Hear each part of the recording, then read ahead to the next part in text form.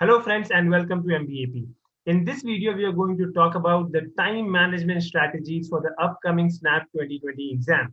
We know that this year SNAP is going to be only 1 hour exam, and because of this 1 hour, definitely there are a lot of things that you need to plan with regards to the time management. This video particularly is going to cover up three major areas. One is the pros and cons, that you have with regards to the time management. So how you should make it work towards your advantage, what are the disadvantages and how you can overcome that. How can you deal with it? The second part of the video is going to deal with the goof ups that you guys can do, especially when we have such a short duration exam. There are certain goof ups that a lot of students are going to do. So how you can avoid that. And the third part is where we'll get into the details of each of the sections and tell you that how you should manage your time in each of these sections and make sure that you attempt the required thing and get the required score. So make sure you watch this video to the very end. Only then you will be able to understand all the three parts which I'm going to cover up. So before I go ahead, a quick reminder to subscribe to our YouTube channel in case you have come to our channel for the first time. In case you have not followed our Instagram, you can follow us on there because we have regular updates coming on both these platforms. Now, SNAP is a 60-minute exam. It's a 60 minutes game that I'm going to say here.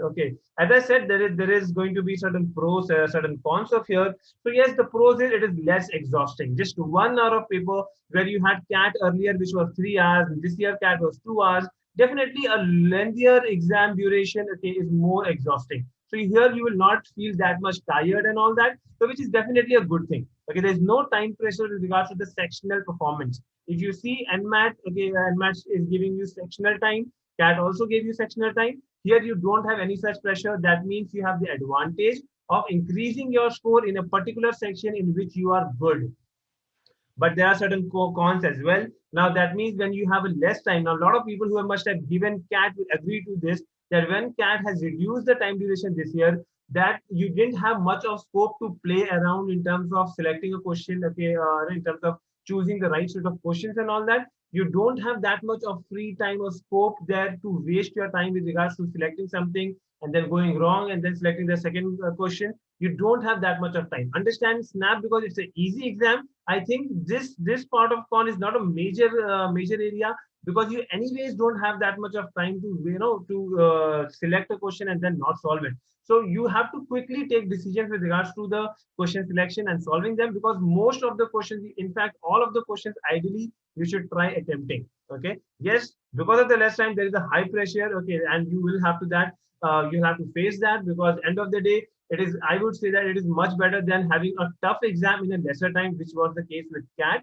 In this case, we have easy questions in less time, which is still manageable. All right. Now, the goof up area. What is the major goof up area? When you have such a short duration exam, and if you keep on just hopping from a question to another question and all that, or if you start hopping from one section to another section, that is the big problem. That is a big time goof up that you guys can do. That's why I have a question that a lot of people are asking me.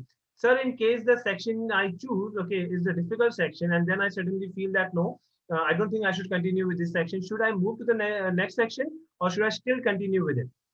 My answer is very simple. As I go ahead in this video, I will show you the sectional strategy with regards to the time management. I think after looking at that, this answer will make even more clarity in your mind, because let's say if you get a particular section which is difficult, do by any chance do you have the scope that you will skip this section entirely, go to the other two sections and do very good over there and still clear the cutoff? No, that means you have to do good in that section. So as I say, so as I say this, all right, just a minute. Yeah, so I'm not able to find the pen here. Yeah, this is it. So if you get cons, logic and verbal. Let's say you start with cons and you suddenly feel that you did a wrong decision by picking up cons here. And then you should move on to this. But are you, like, out of this 25 questions and 15 questions, will you be able to clear the overall cutoff? I think no. The answer is actually no here, because you will not be able to clear the overall cutoff without solving the entire section of cons. When I say entire section of cons, why? Because obviously the last question can also be a very easy doable question. That's why hopping around is not a good idea. What you should do is don't exceed the time limit for that section. Whatever time that I've given you, stick to that time limit for that section. What will happen is, if a particular section is difficult, your attempt might go low. That is the only thing. But you will at least make sure that you have seen through each and every question of that section, solved all the easy questions which have come up, okay, leaving the tough ones. Okay, so make sure that you don't hop around. Okay, do not jump from one question to another question. Do not do that. Okay, do not do that, like changing from one section to another section just for the heck of it, that you feel that a particular section is difficult. Because if you move to the next section, you might feel the other section also difficult. So make sure that whatever time limit that I'm going to discuss today, make sure that you follow those time limits. Okay, and do not hop around. In case of difficult, just reduce your attempts. That's the only thing. All right. Now going ahead, guys. Now, snap logical reasoning section. Okay, I've chosen this section as the first section that I want to discuss because of the heavy weightage that it has got. Ideally, the entire of the different types of questions that you can get here. Okay, the analytical reasoning. Okay, traditional logic, puzzles. Okay, which is majorly arrangement. Some questions which is a visual reasoning, image-based questions, and then you have sequence and critical reasoning. Okay, typically the number of questions breakup would be somewhere around this is what we are expecting. Okay, this is again something which used to be the case with snap before in the earlier years. Okay, it used to be in this format only. Okay, when it was 110 question snap exam. Now that it is reduced almost by half. Okay, which is like just 60 questions is there. So I have proportionately divided the number of questions. Okay, now the ideal time spent is this. Okay, for each of these. Now you might say that, sir, how are we going to keep a track of all this? So I'm not telling you to keep a track of all this, but this is how it is helping you understand that why I have come with this figure, that what is the total time that you're supposed to spend. Okay, what is the total attempts that you're going to have. Okay, if you attempt around 22 to 23 questions, I think then only with some questions going wrong, you will be able to get a score of at least 18 in this. 18 marks is required here. Okay, by spending around 22 to 23 minutes of time. Okay, this is the time frame that I've given you with this breakup. Okay, with regards to each of the sections. So by looking at this, okay, you should be mentally prepared that whenever you get these kind of questions, how quick you have to be. Okay, if you see the ratio, I've given the maximum here. Okay, for like almost 1 minute to one question I've given you, because at times analytical reasoning, which is those number based questions, okay, becomes a little tricky to crack it if you are not able to identify numbers properly. That's why I've given you a little more time here. Other than that, the traditional logics, okay, the visual reasoning, sequence based, you can do it in less than a minute. Okay, so you should have that picture clear in your mind before you go ahead. Okay, with regards to your actual exam. All right, going ahead, snap to con section, which is the 20 questions section. Okay, now in this, ideally, because arithmetic is the area which is going to be the most heavy weightage. Okay, apart from DI and DS. Okay, all the other questions of cons, okay, together will come around 5 to 6 questions. Okay, wherein you might get one question on geometry, one question on number systems, and all that. But arithmetic, okay, the top 8 chapters of arithmetic is going to be somewhere around 6 to 8 questions, 7 questions that we are expecting. Now, cons can be a little more time consuming, especially the DI part. Okay, where you'll have to do heavy calculations and all that. So you have to be good with calculation. Here, that's why I have put a little more time, if you see, with regards to the number of attempts. Okay, the number of attempts is around 15 to 16 is what we are expecting that you should ideally be doing. And from out of those 15, 16, maximum go wrong for a 1 or 2 questions at max, and you need to get at least of 12 questions. Okay, that you have 12 marks that you have to score in this section. Ideally, that's the target. Okay, in a span of around 19 to 22 minutes, which is roughly around 20 minutes that you can say. So what I've given you a plan of around close to 23 minutes. Okay, for logic. Okay, close to 20 minutes for fonts. Okay, if you see, this is roughly around 43, 45 minutes. That means you still have the last 15 minutes time that you can focus on the verbal section. The verbal might take less than 15 ideally. Okay, but then still I'm giving you that leeway. In case you exceed these things by a minute or two, you still have the scope of giving you 12 to 13 minutes for the verbal section.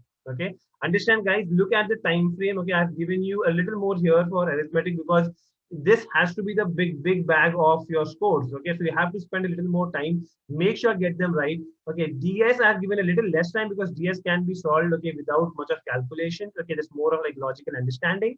DI is definitely something which is going to take time, so I've given you almost 1 minute per question here.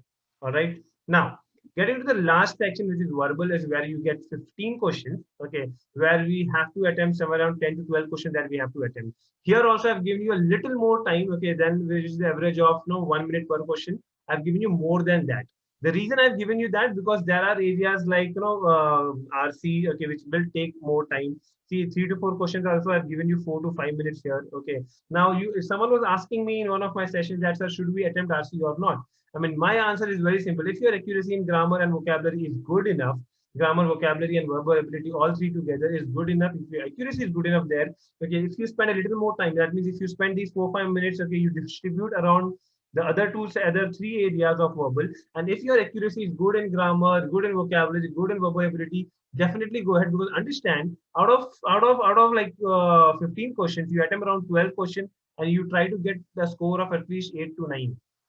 Okay, even if you attempt like 10 questions, try to get a score of around 8 at least there. Okay, so this is the thing. Okay, this is the thing that you have to be focusing on with regards to the time limit, where I've given you a 12 to 14 minutes of time. Okay, where you can make it to 15 minutes also. But if you're doing 15 minutes here for verbal, so make sure that you complete the earlier two sections in a span of just 45 minutes. All right, now this is exactly how you should be focusing with regards to the time management part.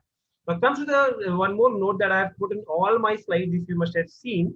Now the other thing comes up, the temptation to stop yourself. Okay, the temptation to keep on going, those kind of things which is there.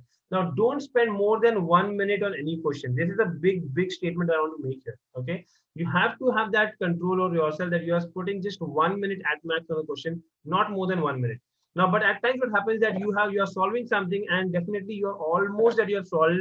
Okay, you know that a few more seconds that you've given to this question, okay, you will get the answer. In that case, I'm giving you, okay, a 15 seconds more that you can still put in, which is only in case where you've almost solved it. Okay, if you're still not cracked the question, do not put a minute also. I mean, I think a 30 minutes, 30 seconds time gives you a clear picture whether you will be able to crack this question or not.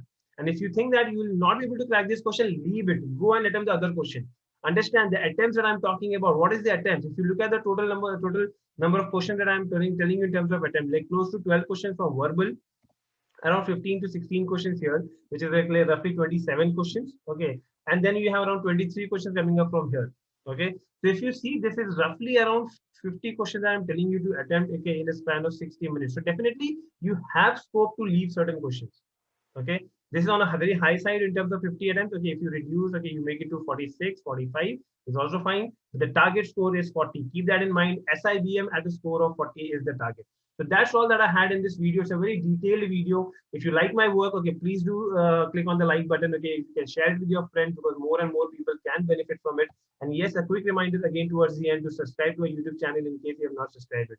All the best. Thank you.